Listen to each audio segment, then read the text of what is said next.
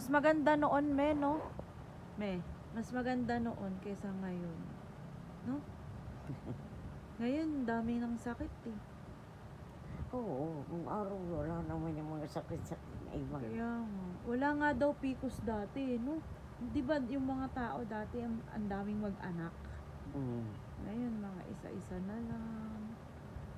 Dahil ang daming Sa sakit. bagay ako, Ikaw ang dami mong anak. bali siyam na pag-aanak ko, no?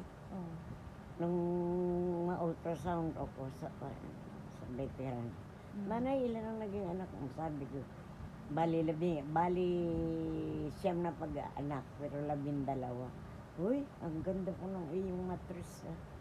Wala ko daw sira yung matris. Pero ngayon, laging masakit yun.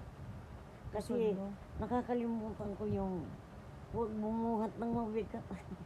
Bawal nga yun eh. Parang lalabas yung pepe ko. Tinatawagan ko nga yung naghagod sa akin noon. Di ba naman kaya ako napasok sa ospital. Gawa doon sa parang lalabas yung matris.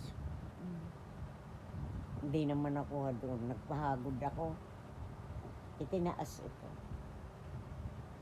Pagliling na sa akin ng maghagod. Huwag kang magbubuhat ng mabigat. Noon kasi yun, kaya nagkagano.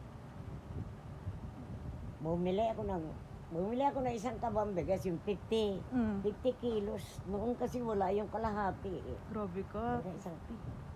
Nuhat mo yun? Bumili din ako ng lalagyan. Aba, nang matapos kong isalin yung bigas doon sa kwan, itinulak ko yun ako. Ang bigat. Ano ito? Talaga sumakit bigla. Masama nga yun.